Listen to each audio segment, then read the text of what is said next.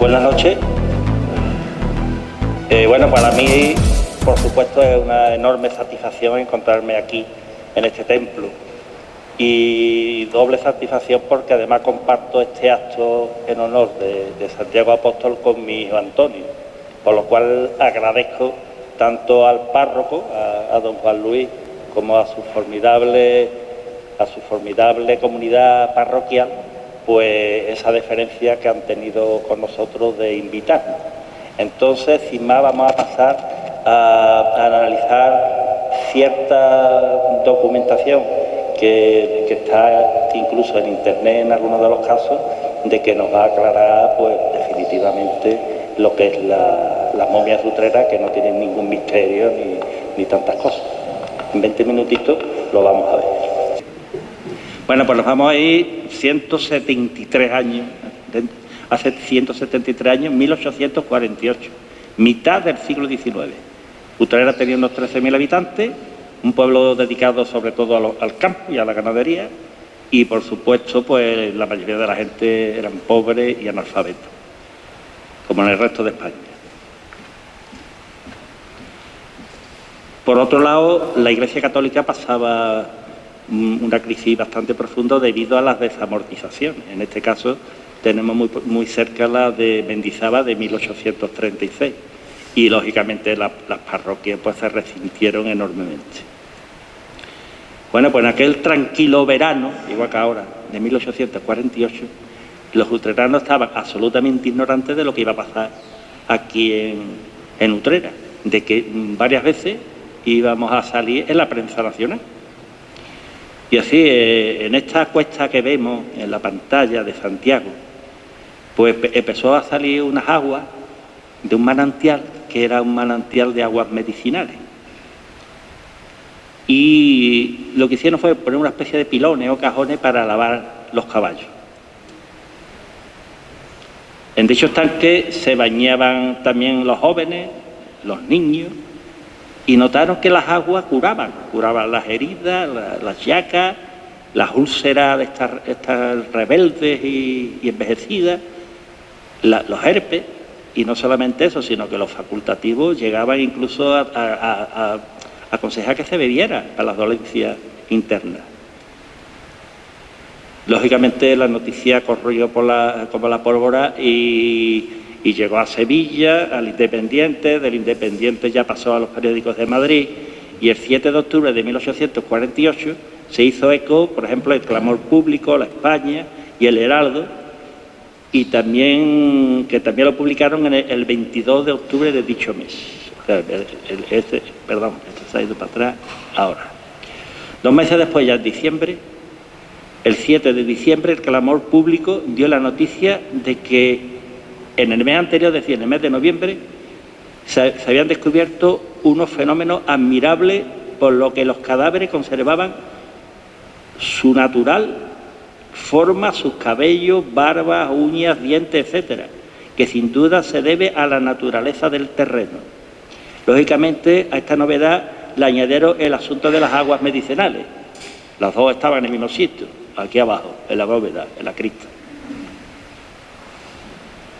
Esta ilustración es la que se ve en internet. En la que se ve en internet de manera, digamos, que no está autorizado, pero bueno, es la que se ve. Yo la he puesto para que la veamos. Y ahora después veremos algunas que hemos hecho nosotros con el permiso del señor cura. Un día después siguieron otras publicaciones, como La Esperanza, El Heraldo, La España, El Popular y algunas más. Como vemos, Utrera se había convertido en un foco de noticias, nada más y nada menos que a nivel nacional. Y además se hablaban de que vamos a ver, que este fenómeno se producía en una de las bóvedas y llamaba de momia como si fueran muchas. Como sabemos, solamente hay 3 actualmente. Por si fuera poco, tuvimos una visita regia, nada menos que el hijo del rey de Francia y la hija del rey de España, que eran los duques de Montpensier, y ella era la heredera del trono porque todavía no había nacido Alfonso XII. Aquí tenemos a don José Arias de Saavedra y Ulloa, alcalde de Utrera, Y no hay que decir tiene que tanto el alcalde como el ayuntamiento como la villa pues echaron la casa por la ventana para digamos que lo circundaran a gusto tan ilustres personajes. Hubo de todo, de faenas agrícolas. Esto, la prensa está llena de los acontecimientos que se celebraron aquí entonces. Faenas agrícolas, festejos, taurinos, banquetes, conciertos, fuegos artificiales, etcétera, que llenaron una apretada agenda en aquellos días. Costó varios miles de reales de la época. En este de 1948 se producen otras dos noticias, que lo han recogido diversas publicaciones posteriores. Una hablan del Miserere, 1848, que se interpreta aquí. Sin embargo, en la parroquia no hay documentación que respalde esto. También, sin embargo, es posible de que se celebrara porque en aquel tiempo había en Utrera una especie de orquesta filarmónica que se encontraba en la actual Álvarez Azaña, que es una especie de casino, regido por don Clemente, que era muy aficionado a la música y no tiene nada de particular. Pero por otro lado, lo del órgano, que también dice que se estrenó este año en 1848, no es verdad, porque ahí sí recoge los libros de fábrica, los libros de los gastos de aquí de la parroquia, de que hubo unos gastos importantes en 1832, 1834, pagados a Valentín Verdalonga, que era el organero de la Catedral de Sevilla. En los años siguientes, pues, tanto las momias como el manantial de aguas medicinales pues siguieron con su curso, y ya en 1849 nos dicen algunas de las noticias que ahí abajo, en la cuesta, más o menos esta Cáritas, se bañaba diariamente 300 personas, buscando pues la salud, ¿no?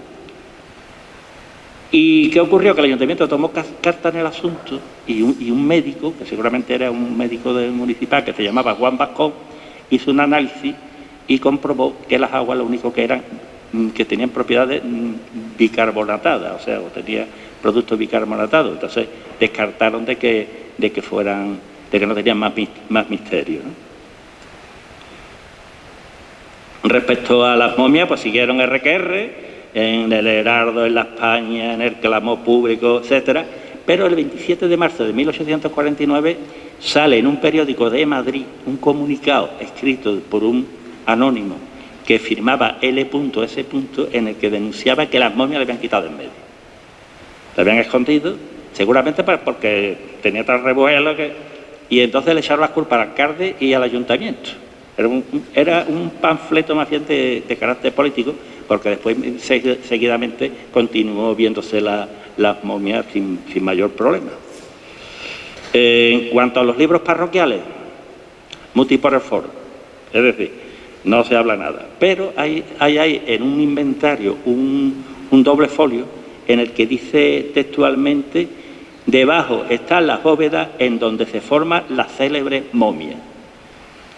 O sea, que ya por aquel tiempo eran célebres, ¿eh? Y venían los forasteros. Y por otro lado, bueno, los libros parroquiales de las aguas medicinales no hablaban nada. Lo que sí hablaban mucho es de un pozo, que los que no lo sepan, está ahí en la cabecera de aquí o a los pies mejor del templo, ahí en la puerta, junto a la puerta principal, hay una puertecita y ahí hay un pozo. Pues después vamos a tratarlo. Sin embargo, ¿qué ocurre? Que vamos a buscar noticias de fuera. Y hay una noticia importante que va a salir en un diccionario enciclopédico de esta época, que es muy conocido, que se llama Diccionario de Pascual Madó, en la cual, según el historiador utrerano Otero, pues fue don Clemente el que redactó el informe para que se hiciera este artículo dedicado a Utrera. Entonces, bueno, pues se habla de las momias, que ahora vamos a ver lo que se dice exactamente, y lo que sí os podemos decir, para los que no lo sepáis, antiguamente se enterraban en la crista la gente más pudiente, y en la parte de fuera, donde está Cáritas por ahí, es donde se enterraban, digamos, los más pobres. No había cementerio municipal. Aquí viene lo del diccionario, que dice exactamente: en la bóveda subterránea, que ha estado destinada a enterramiento durante muchos años, se advierte la singularidad de conservarse los cadáveres depositados en sus cañones, es decir, en los nichos, hace más de 50 años, disecados y convertidos en momias tan perfectamente que sin dificultad alguna los reconocen las personas que los trataron durante la vida. Quiere decir que si esto apareció en 1848, esas personas, pues finales del siglo XVIII, es decir, sobre 1700 y pico, o bien a principios del XIX, sobre 1800 más o menos, es cuando fueron enterradas, ¿no?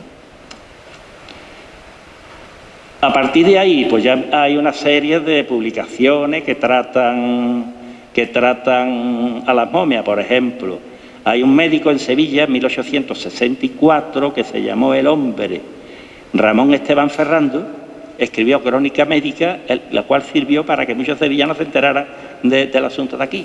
Y como se acababa de inaugurar el ferrocarril, pues ellos venían a la feria de Utrera, Villa de Consolación, y de camino querían ver las momias, natural, ¿no? Y después, 2 años siguientes, en 1866, un francés muy conocido, que se llamó Germain Lavigne, estuvo aquí también y escribió sobre las momias. Más recientemente tenemos una fotografía que está publicada en un libro muy conocido también en el mundo fotográfico, que se llama España Mágica, en el que el acreditado fotógrafo Vasco Navarro, Coldo Chamorro, en 1982, pues publicó esta foto, en la cual se ve, como ustedes veréis aquí, en la parte izquierda, pues veréis la vitrina, el armario donde actualmente están las momias. Después se ve una escalera, la escalera de bajada, con un chaval, y en la ventana pues se ve otro mirando la escena, ¿no? Y además otra publicación donde han sido protagonistas nuestras momias ha sido en una novela, que es una especie de tráiler político, que se llama Las momias de Santiago, del luterano Francisco Jesús Naranjo Benavides, que se publicó en 2013. En los libros de inventario quedaron recogidos 2 cosas que es curioso, que nos va a servir quizá un poco para analizar después lo que actualmente hemos hecho, ¿no? En 1890 se cementa la crista, la bóveda, la parte de abajo.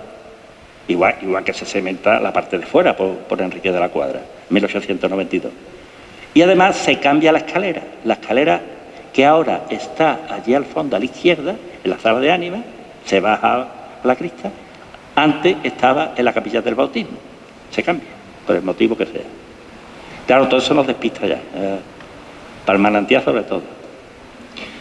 Entonces, ante eso, como el único vestigio de agua que hay aquí ahora mismo en la parroquia es el pozo está inactivo. En tiempos de don Manuel Mateo Gamito se usaba, incluso daba agua allí a la casa y aquí a la campanera, y hoy día está inactivo. Entonces se ha hecho un análisis. Aquí tenemos al amigo Jeromo y a Manolo, el amigo Manolo Sacristán, que consiguieron la muestra y se ha analizado. Resulta que las aguas estas, según nos indica un farmacéutico y una bióloga, pues resulta que tiene una conducción muy mala. Es decir, que para la electricidad es mala, porque lo normal sería 2.500 y esta tiene 700 y pico. Es que no lo veo con el aparato este tan pequeño. Después tiene pocos minerales, no tiene apenas microorganismos. ¿Qué quiere decir? Que está muy alejada de aquellas aguas bicarbonatadas, al parecer, que eran medicinales. O sea, que son prácticamente inocuas, ¿no? Entiendo yo. Respecto a nuestras 3 momias, hemos acudido a un médico forense también, que ha tenido la amabilidad de atendernos, todo esto de manera desinteresada, por supuesto, para que nos dé su impresión y nos amplíe lo que sabemos del diccionario Amador. Según los informes, así en general, nos dicen que en grutas naturales, en criptas o bóvedas, se da el caso de que algunos cuerpos humanos son incorruptos de manera natural, existiendo 3 casos: momificación, corificación y saponificación. Nos vamos a dar aquí una clase de medicina legal, ni mucho menos.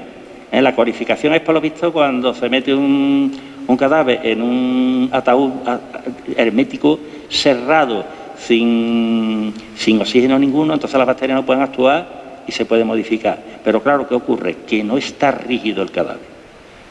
Se pone como si fuera de cuero, no sé qué, pero que es flexible, ¿vale? Entonces, la conificación ya la descartábamos. La saponificación es todavía más compleja porque es con agua, mucha humedad y no sé qué. ¿Qué ocurre? Que es todavía casi más blanco. Es el caso de esta mujer o esta chavala que mataron en Galicia, que era de Madrid, que la tiraron a un pozo. Y tenemos la última, que es la momificación, que consiste en una desecación del cadáver por evaporación del agua de los tejidos. Se suelen dar en su suelo también, es que es muy pequeña la luz que veo aquí, o sea, perdón la letra, se suele dar en sus terrenos secos y con poco oxígeno, caluroso e incluso frío. La composición mineral del subsuelo también puede influir. Los restos permanecen rígidos, eso sí que aquí tenemos ese caso, y conservan su fisonomía primitiva, también es el caso. O sea que vemos que este último es el que mejor se adapta a nuestro caso. Esto nos hace pensar que estos enterramientos, que hoy está cementado, hemos cambiado todo, tuvieron que ser en el centro. La bóveda llega más o menos a estas dos columnas, de aquí para allá. Y en lo que es la crujía antigua, el coro estaba allá al fondo, la crujía es lo que venía del coro al altar mayor. Ahí debajo es probablemente que es la zona más seca donde estuvieron enterradas estos cadáveres a finales del siglo XVIII, principios del XIX. Porque es la parte más seca y favorece la deshidratación. Esa es la palabra clave, deshidratar, disecar. Además, vamos a tener también unas circunstancias muy curiosas. En 1800 hubo en Utrera una gran tragedia. Lo que nosotros estamos padeciendo ahora con la pandemia, de verdad no les llega, pero a ninguna altura. Aquí, en esta parroquia, en los libros están asentados 540 entierros. Una auténtica barbaridad. Y sobre todo los meses de octubre con 234 y noviembre con 200, es una media de 7 o 8 entierros diarios. ¿Qué ocurre? Que esa enfermedad era por la picadura del mosquito. El mosquito, una vez que te pica, se ponían malos. Entonces empezaban a vomitar, fiebre, se quedaban delgadísimos y deshidratados. Cadáveres deshidratados. Y además en sitios secos ya tienen posibilidades. No decimos que estos tres fueran de esa época, pero pudieran serlo. Todo eso está ahí en los libros parroquiales. ¿Y el manantial? Bueno, pues el manantial, claro, como salía por la parte de aquí, es decir, la puerta de la sombra, y además la parte de la crista también tiene una puerta, pues puede que saliera por ahí, hacia abajo. Y lo más inmediato que tenemos es, o bien, Capilla del Rosario, la puerta de la sombra, Capilla de San Antonio. Y la del bautismo, no decimos nada porque, curiosamente, la capilla del bautismo es que está cerrada, es que no se sabe lo que hay ahí. Hay como no sea, con una cata de geodésica, una cosa de esa, de radares, o una historia de esa. En fin, eso hay especialistas para estas cosas, ¿no? Este fenómeno natural no es solamente de Utrera. Curiosamente se da mucho en Sudamérica y en México, o sea, en Hispanoamérica. ¿Por qué? Porque allí hay iglesias y hay cristas y tenían las costumbres nuestras de enterrar a los cadáveres en las bóvedas. Entonces hay una en Guanajuato que tiene 111 momias. Y además no solamente eso, sino que tienen allí un museo, sus páginas web. Han sido protagonistas de películas allí en México y reclamo turístico. Vamos a ir concluyendo. Dejaremos constancia que las momias siguen estando de actualidad. Probablemente es de lo que más interés tiene a los visitantes que no conocen este tema, ni conocen la parroquia. A ellos les llama más la atención eso que una iglesia, porque iglesia hay muchas, pero momias hay menos, ¿no? En el imaginario popular, bueno, pues esto cuando llega a Internet es que se dispara la imaginación, es que empezamos a inventar cosas, pero de una manera bestial, ¿no? Adornándolo de supuestos misterios, morbo, escasa información. Muchas veces hay periódicos y eso que lo recoge, tabúes, magia, historia de ejecutados, leyendas, etcétera. Y no hace falta, no hay que buscarle tres pies al gato, es que eso está ahí, ¿no? Y además está por Internet muchas de estas cosas, ¿eh? Vamos a terminar con algo que es mucho más positivo, me parece a mí, y es que en esta época, 5 años después de aparecer las momias y de todos estos acontecimientos, 4 años, no sé qué, pues resulta que se estrenó la Custodia de Plata, aquí en Santiago. Concretamente fue el día de Santiago, 25 de julio de 1853. Y eso fue debido a los curas que estaban aquí. Entre ellos, el que tomó, digamos, la bandera y el que se debió más fue don Joaquín Márquez Zapata, que era un señor de Arco, exclaustrado, antiguo fraile jerónimo, que recaló, a Dios gracias, en esta parroquia. Y el hombre vio que había mucha plata vieja, que había ciertas joyas de la Virgen del Socorro, que con eso se podía hacer una custodia nueva. Entonces eso lo propuso sus compañeros, buscaron donantes, hicieron 1000 labores y al final consiguieron esta rica presea, ¿no? Por eso esta pequeña ponencia se la vamos a dedicar a él, ¿eh? Porque sacar una custodia de esa categoría con los tiempos tan complicados tiene muchísimo mérito. Aquí se conserva un retrato, que es este que estamos viendo, realizado nada menos que por el célebre también Francisco Escamilla Rodríguez, el que hizo el Simón Cirineo del Jesús. Este retrato, este óleo, se encuentra en la sala sacramental, que lo pagaría seguramente la hermandad. Y nada más, muchísimas gracias.